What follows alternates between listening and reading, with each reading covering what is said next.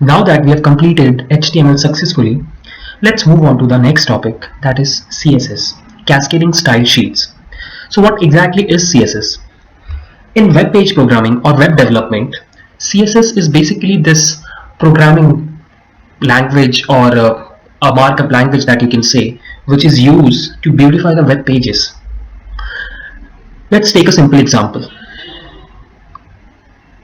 Up until now, the pages that you have created using HTML were very simple in appearance. They were not very fancy, and there is every chance that you will not be able to sell them to people, to your customers. They need beautiful websites.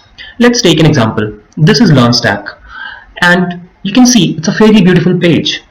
It's written in HTML, but all the beautification is done using CSS. A simple example can be this navigation bar, the color, the gradient, the font size, the way the blocks are placed, the white color, the buttons, everything that you see on the screen is because of CSS. So if we want to take an analogy, writing HTML is like creating a structure of a home or an office. CSS is the painting and the other things that you do so that your home looks beautiful. So without further delay, let's start writing our own CSS.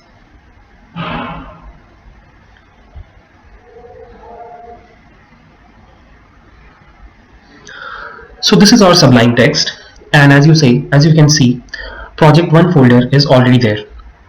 So the first question arises is, how do we use CSS, or how do we implement CSS in our web development? So CSS can be added to a particular web page using 3 different techniques. We will try and learn every one of them. So the first one is the simplest, that is inline CSS. Suppose this is our last page where we created, or rather understood, the HTML formatting tags. This page currently looks like this.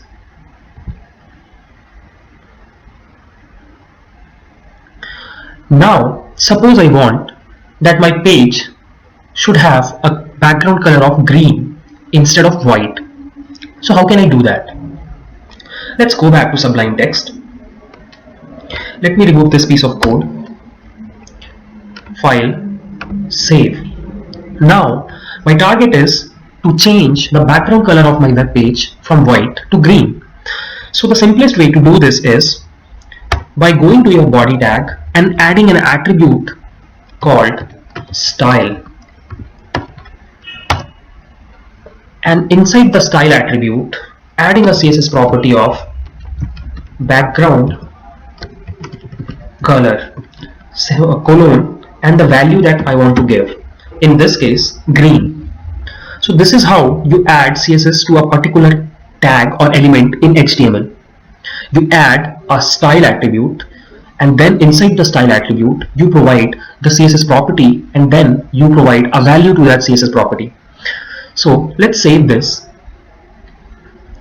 and go back to Google Chrome and reload, and congrats, you have written your first piece of CSS. So what if I want that it should be red instead of green? I'll just go back and type red, save, reload. Easy, right? Fine. Now that we have learned how to add CSS to your existing HTML page using inline technique, let's learn the remaining 2 techniques. So the next technique is called Internal CSS Linking. So let's see how Internal CSS Linking works. Before going to the demo, I'm removing this and file, save. Let's go back and reload the page, and now you can see the page has again the white background. Now let's go and learn how internal CSS linking works. So whenever you want to write internal CSS, you have to write it in between head and body tags. So what you do is you write a HTML tag called style. Once you do that and press enter, this particular attribute along with its values comes automatically. And now whatever CSS you want to write, you have to write in between style tags. So now I want that my body should have a background color. This is another benefit of writing internal CSS, that you get all the CSS properties as suggestions. So we want to change the background color to green, semicolon. Again, this whole thing has its own syntax, so you have to learn that. And for now, you can just see how it works. Save, reload, and yes, the color has been changed to red. To green. Now, what if I want to change it to yellow? I'll simply write yellow. File, save, reload. So this is how internal CSS works. Let's move on to the third type, that is external CSS linking. Before going to the third type, let's remove this existing piece of code. Save and reload. Let's go back to Sublime. So before starting external CSS, let's understand how we will add an external CSS file. Whenever you are adding external CSS file, what you have to do is, first of all, you have to create a separate folder inside your root folder by the name of CSS. So let's do that. I'm clicking on project, new folder, and over here I'll write CSS. I'm pressing enter, and now you can see project 1 has one folder called CSS and the remaining files. And now inside the CSS folder, I'll click on CSS, right click, new file, and I'll save it as style.css. You can name it anything, but style.css is a convention. Press enter, and now this is your CSS file. So now what you have to do is, you have to write all of your CSS code inside this file. So the CSS code will be this: body, background color purple,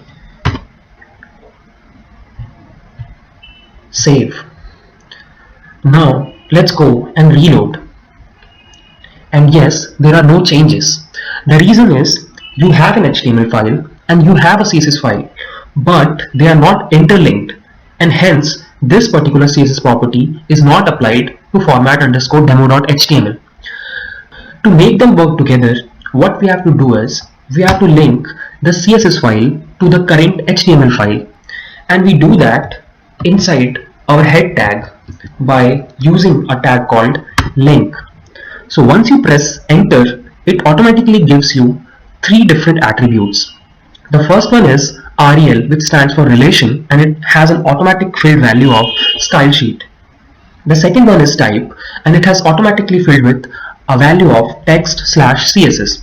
And the third one is href, which is still blank, and you have to put the address of the CSS file to link the CSS file with the current HTML document.